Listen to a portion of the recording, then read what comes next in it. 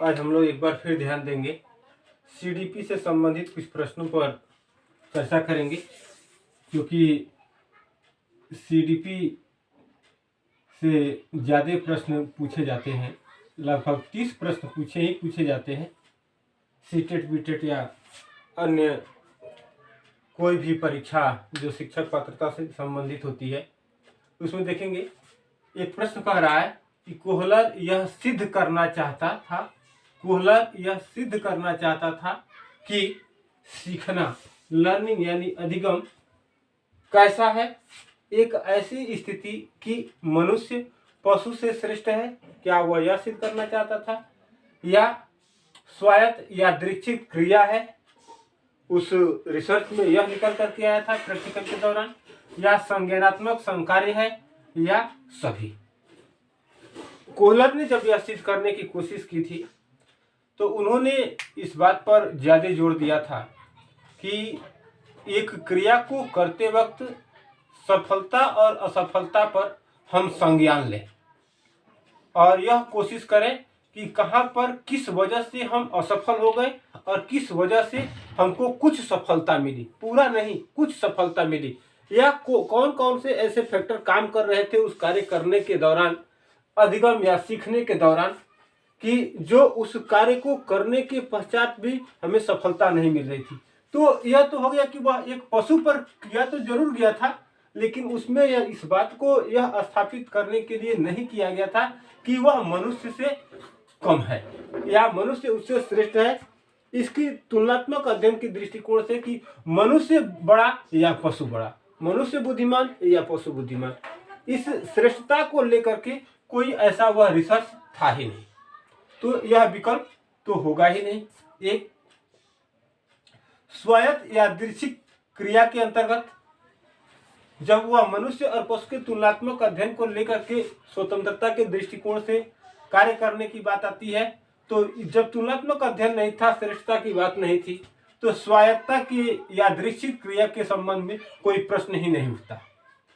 अब यहाँ पर एक बात जरूर आती है कि संज्ञानात्मक संकार्य है, यानी कि वह कार्य जो उस प्रैक्टिकल के दौरान किया गया उस पर उस जानवर ने संज्ञान लिया, जैसे मनुष्य लेता है असफलता होने के बाद या सफलता बार बार मिलने पर और बेहतर करने के लिए। तो आपका यहाँ पर विकल्प सी सही होगा, संज्ञानात्मक संकार्य। क्लियर? अगला देखते हैं, समावेशीकरण की सफलता के लिए आवश्यक है। समावेशीकरण की सफलता के लिए आवश्यक है क्या? क्षमता निर्णय का अभाव, अभिभावकों की भागीदारी का न होना, या अलगाव, या संवेदनशीलता।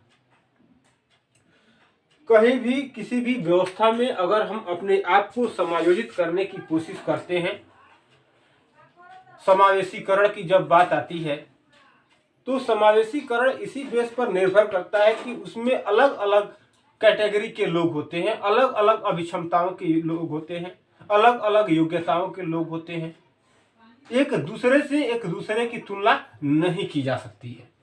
अगर नहीं की जा सकती है तो वहां पर यह प्रश्न पूछ ही रहा है कि समावेशीकरण की सफलता के लिए आवश्यक क्या है, कि ऐसे लोगों का समावेशन कराया जाए जिसके पास क्षमता लेने का निर्णय लेने की क्षमता ही न हो, या अभिभावकों की भागीदारी का न होना उस व्यक्ति को समावेशन करने की क्रिया के लिए विवश करता है, या एक व्यक्ति जो किसी एक ऐसी परिस्थिति से या एक ऐसी अक्षमता से ग्रसित है तो उसका उस परिवार से विघटन हो जाना, अलगाव हो जाना, कि वह जाकर के अपने आप को समायोजित कर लेगा। यह बातें बड़ा कठिन हो जाती है कि समावेशी अक्षमता से भरे लोगों के लिए है जिसमें भी भिन्नता है। क्या है? भिन्नता है। इस भिन्नता के आधार पर व्यक्ति को समाज में या एक किसी समूह में समावेशन की क्रिया के लिए समावेशीकरण को कराना आवश्यक होता है। अब इसमें सफलता किस आधार पर मिलेगा? क्या उसके पास निर्णय लेने की जो क्षमता है या क्षमता या निर्णय का अभाव अगर पाया जाता है तो क्या वह समावेशन की सफलता के लिए आवश्यक है? तो नहीं, यह संभव नहीं हो सकता। अभिभावकों की भागीदारी उसमें सहयोग नहीं होगा तो क्या उसका समावेशीकरण हो जाएगा? तो नहीं। अगर उस बच्चे को या उस व्यक्ति को अक्षमता के आधार पर और व्यक्तिगत भिन्नता के आधार पर अलग कर देंगे तो क्या हो जाएगा? नहीं।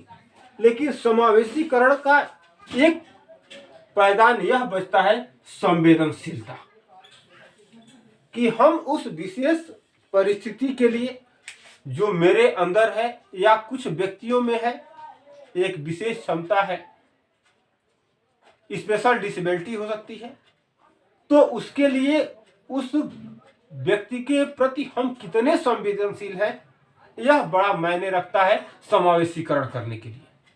दूसरे अर्थों में समझे तो किसी व्यवस्था को संचालित करने के लिए और उस व्यवस्था में अलग अलग लोगों को समायोजित करने के लिए अब यह निर्णय लेना बहुत आवश्यक हो जाता है कि हम उस कार्य के प्रति कितने संवेदनशील हैं। अगर आप संवेदनशील हैं तो जरूर ही आपको उसमें सफलता मिलेगी। ऐसा नहीं है कि काम बांट देने के पश्चात, एक व्यक्ति को जिम्मेदारी दे देने के पश्चात या किसी क्षमता को पहचानने के लिए आप एक ट्रायल करें, अगर ऐसा करते हैं तो वह उसमें बहुत सफलता नहीं मिलेगी जितना कि उस कार्य के प्रति या उस व्यवस्था के प्रति आप संवेदनशील रहेंगे तो सफलता मिलेगी। इस लिहाज से यह प्रश्न का कि समावेशीकरण की सफलता के लिए आवश्यक है, इसका विकल्प डी सही होगा, संवेदनशीलता। और आगे देखते हैं।